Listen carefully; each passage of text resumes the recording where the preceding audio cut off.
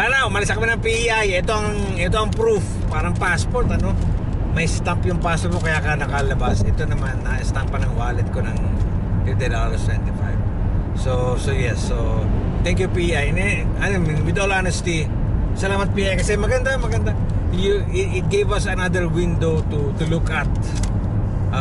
If you want to get out of the city life, PEI, Charlottetown to be specific, is a good choice of town or city to visit.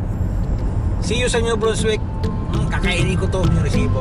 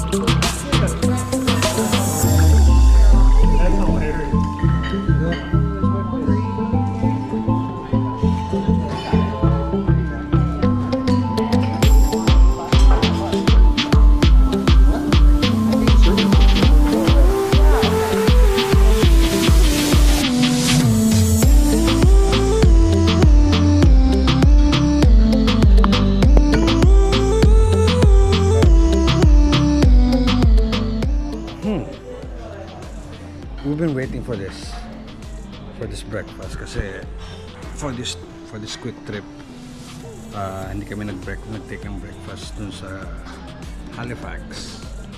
And then here we are here in Fredericton, so Crown Plaza, Fredericton.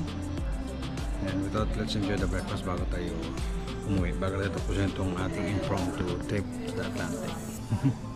So I have mamaya na ako dadampot to sa isa. So ito ba, malagkit oh, malagkit siya. Bacon, home fries, sausage, and croissant. Si Mrs. Barurot. Well, hello there. Hello. Nagkapaguro na naman sa biyahe. Actually may minute kaming friend ni Miss Barurot from university time, way back sa Philippines. Dito lang sa dinaanan namin sa New Brunswick, doon siya napa-destino, doon siya nag-work, doon na siya nakabinbay, doon na siya magsisettle. Hindi namin video kasi those are personal stuff already. So, pero the fact that we passed through New Brunswick, dumaan kami ng doon sa lugar niya sa may Sedgwick.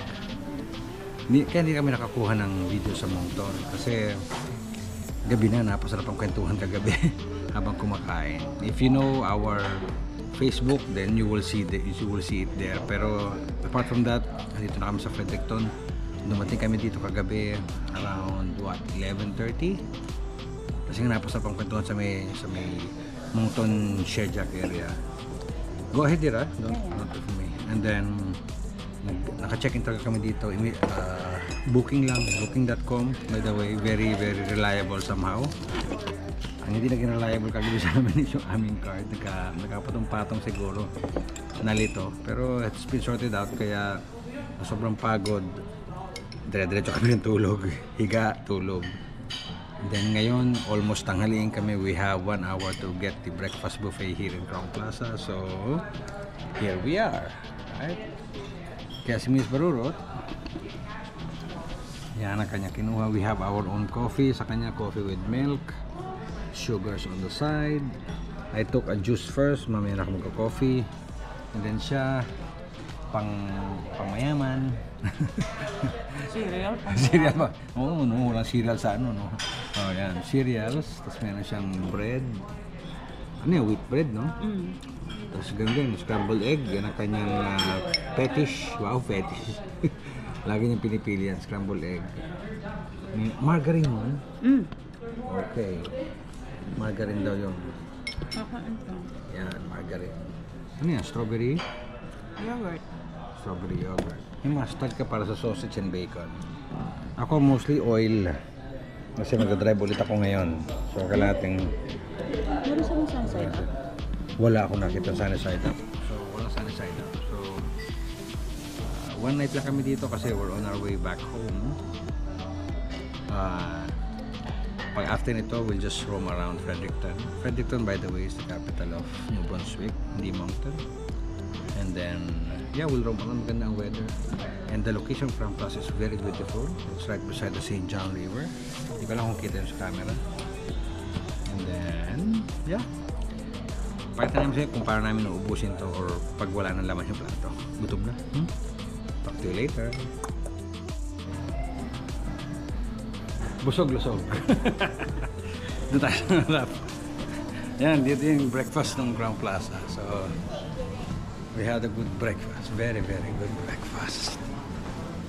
Alright. Then, nakapag-check out na kami. Nakapag-check out na kami. Naglagay na kami ng bag, ng bagahe. Naku, maliwanag. Pero, sabi ng kasabay namin sa breakfast, -3 ngayon. Which is somehow magsi-zero kasi mainit ang araw. Ayan, dito kami nagstay. May Crowne Plaza. Dito sa may Fredericton. Nasa downtown lang to. Ayan, nasa downtown lang. So, mag-iikot kami. And nakapag-iwan na kami ng bag sa sasakyan kasi yung parking is free. May access pa kami sa parking. I think andito yung card ko sa parking. Or else we're doomed. Andito. Okay. Magbababala ako ng gamit sandali. Para tuloy-tuloy ang lakad namin. Maglalakad lang kami dito. Pampababa ng kinain. And yeah, kwentuhan pa tayo more. What is in store for you kung sa Fredericton ka matutuloy. And like what I said, di ba, New Brunswick is a good opportunity to get your PR. Sabi ng iba, hindi ko ma-assure yan. Kasi nga daw, konti pa ang tao sa Brunswick. Yan, konti pa ang tao sa Brunswick. And PEI yung nabanggit ko. And they need more people, especially sa medical field. Tsaka yung taking care of seniors. Yan, nagdilim na yung mukha ko tuloy. Yan. So ikutan natin ng Fredericton. Tingnan natin kung anong meron. Hindi namin alam eh. Pero knowing ito yung capital ng New Brunswick, like Toronto to Ontario, silipin natin. Yan o. We are in the Garrison District dito sa Fredericton. Ano nilalamig si Miss Barurot? Kasi malakas ang hangin. And knowing na pag may hangin, mas lumalamig. And that's what we call wind chill. So, dito kami sa Garrison District sa Fredericton. So, Fredericton is a small town. Actually, mas maliit siya sa Moncton eh.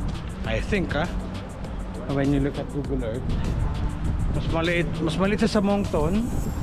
Pero ito yung capital kasi dito lahat ng mga federal buildings, mga munisipyo.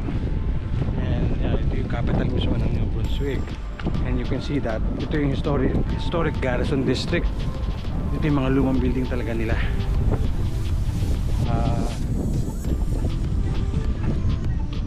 Ayan. See, then are we crossing or not yet? Akit sana kami ng tulay kaso masyadong malamig.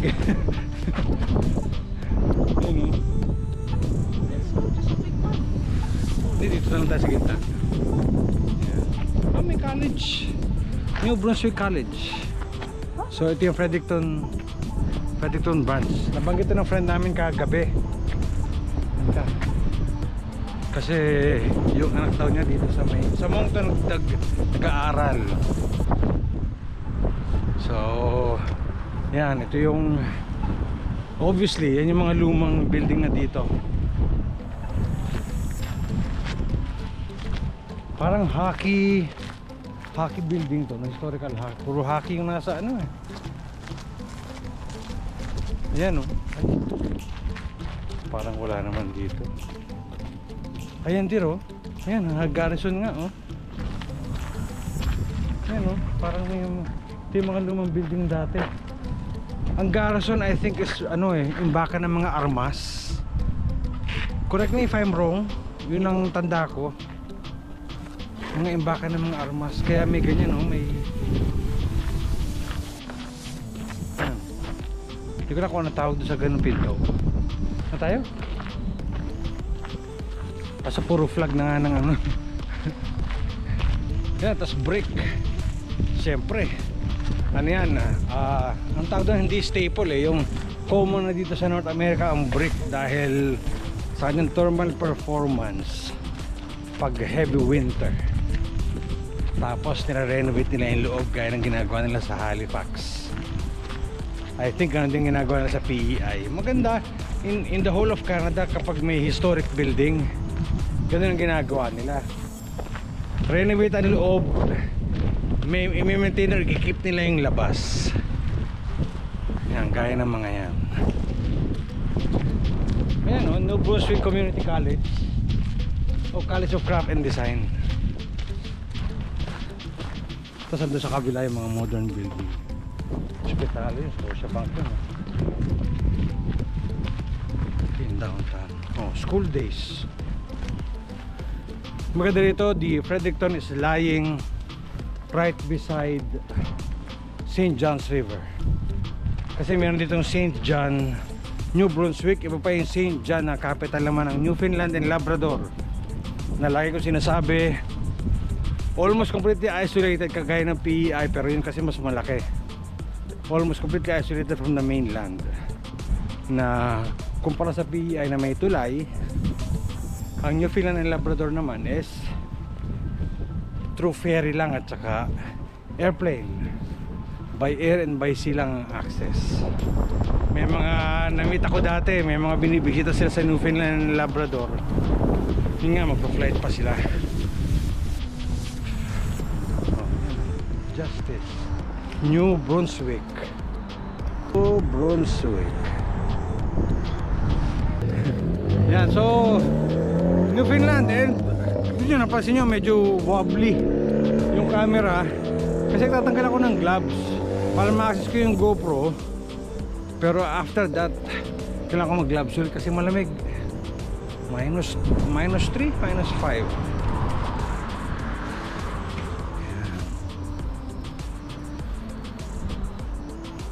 Yan yung mga typical downtown nila, diba? Para kang nasa yan, City Hall, Hotel de Ville. Yan o, Fredericton. Yan. Oh, wala pa. Stop. Alam nyo, sa totoo lang, pag kinumpara nyo kami sa iba na nandito, mabait kami sa traffic light. Kaya maganda ka naman kahit walang sakyan, no? Masunuring Canadian citizen or Filipino-Canadian citizen. Kahit mo sa Pinas, masunurin tayo. Kasi nga, di ba, napapansin nyo may mga aso nga tumitigil. Aso nga nakakasunod eh. Tao pa ba? No? Ayun, Fredericton Convention Center, yung harap ng hotel natin, na Crown Plaza.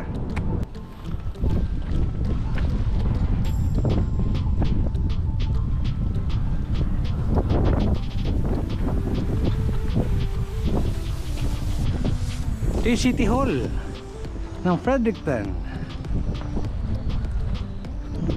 Ayan. Beautiful weather, no? Blue skies with a little bit of clouds. May panakanakang ulap. Ernie Baron. Siyempre.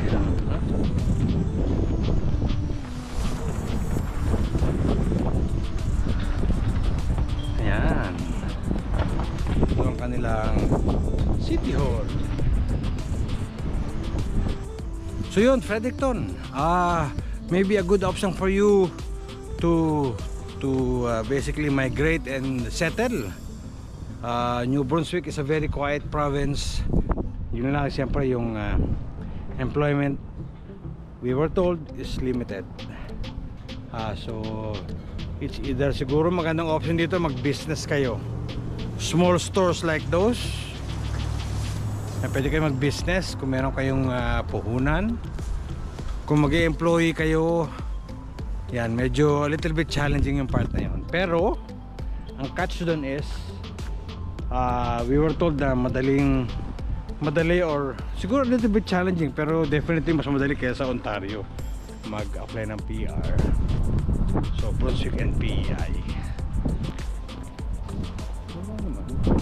May mga modern building na nasa dulo, pero ikinikip na nila itong district, Garrison District. Yan o, lumang building, may karugtong na modern. Modern means hindi ganun ang itsura, pero di na rin bago. Di na rin bagong building yan. Ika tayo doon tayo doon sa likod sa St. John River. So business, I think papatok dito, siyempre depende sa business, pero that would be a good option kumpara sa employee kasi yun, medyo challenging ang magpa-employ dito kasi it's a small province, it's a small town, small city. Pero ganda kung sanay kayo sa laid back na buhay, sa simpleng business. Pero the fact na magmamigrate kayo dito, dapat talaga medyo challenging muna kasi lahat naman tayo na-challenge pag bago yung environment eh. So be ready for that, and then kung gusto nyo ng medyo slower na pamumuhay, this is the place. Fredericton, Moncton in New Brunswick or St. John. Hindi namin napuntahan yung St. John, pero those are the cities that you have here. Meron ding Edmundston and Woodstock. Yan ang mga city or town dito sa New Brunswick where you can grab the opportunity to migrate, and in addition to Prince Edward Island sa may Charlottetown and Summerside. Yan ang mga city or town sa Prince Edward Island. Okay, so somehow we're trying to get back on vlogging again, and tatry ko nga, di ba, matagal ko ng promise sa inyo, tatry kong kumuha ng mga interviews, especially sa mga subscriber ko na mga engineering student, engineering graduate, junior engineers. Kukuha ko ng interview very soon na yan. Sorry, talagang naantala maigi, pero I'll do that very soon. Kaya if you have some friends na hindi nakasubscribe pa sa channel ni Mr. Barurot, please do so, because after itong trip na ito, kukontakin ko na yung aking mga business partners, mga professional engineers dito sa Canada, and let them know na most of you are interested to know what is in the engineering life here, yung engineering work here as professional engineers of Canada, especially Ontario. So you can start subscribing, like, and comment below kung meron pa kayong tanong while we are heading back to our hotel, and we'll start our drive, another 12-hour drive pa uwi ng bahay. A very common outdoor activity pag winter Kung nandito kayo sa Canada, common na yan. Outdoor skating rink. Yan, lumalabas sa mga tao for that. Especially mga Canadian. Eh, since alam naman tayo, may lahi. Uy, madulas. Pasok dun sa kabila. Dun sa loob. Madulas to. Madulas. Yan. Ito, handaan. Yan. Madulas. So yan. Very common. Kita niyo ba yung mukha ko yan? Very common yan. Bata, matanda, may ipin. Yung iba mawawala ng ipin. Lalo pag hindi marunong. Possible. So all over the place yan, all over Canada. So here in New Brunswick, in Fredericton, gaya nito, Garrison District, yan, meron dito in front of it, in the middle of the downtown Fredericton. So something for the kids, something for the family. Also very common pag winter, pag merong ilog na malapad, tapos hindi siya salt water, na pag fresh water siya, obviously nagpo-freeze ang tubig. So ang tunaw na niya sa spring na. Alright, so malimit nag-ice fishing dyan pag enough yung thickness ng tubig, nung yelo sa ibabaw ng tubig. Kung walang nagpo-flow sa ilalim, then yan, possible yan for ice fishing. Yan mo, sa sobrang lamig, ito na naman yung lamig ko. So yan, mga common outdoor activities dito, especially sa Fredericton, na malimit, pinaalaw nila yan kasi ng mga tao dito sa province, especially dito sa Fredericton, na nandito lang sa tabi ng St. John River. Alright? Yun. So ikot-ikot, and very common din dito na sa parking na. Very common din dito yung mga ganitong lakaran, especially along the river. Physical activity, outdoor activity for the people. And again, like what I said, it's very common to almost every city. Whenever there's a river, hanggat magaling sila ng trail, biking lane, walking lane. Yan yung mga yan. So this is our trip, impromptu, kasi yun na yung hotel namin. Yun na yung hotel namin sa Fredericton. Stay namin kagabi. Ay, by the way, nabanggit ko ba na sa Hotel Halifax kami nagstay, just right at the middle of downtown Halifax. Hindi kasi ganda ng Crown Plaza, pero enough for us to stay and spend 2 nights there. Total, always yan, isipin nyo pag mag-hotel kayo, basta naman matutulugan, malinis and safe, it should be more than enough, kasi pupunta lang kayo doon para matulog. Okay, so hindi kami ganun kapiki pag ganun ang intensyon namin, pero pag may chance kami to really rest longer, and then pag may target kami na breakfast na gusto, then aim for a better hotel, kasi worth it naman. Kagaya nito sa Crown Plaza, a lot better than Hotel Halifax. Nag-enjoy kami, especially with the breakfast. Alright, so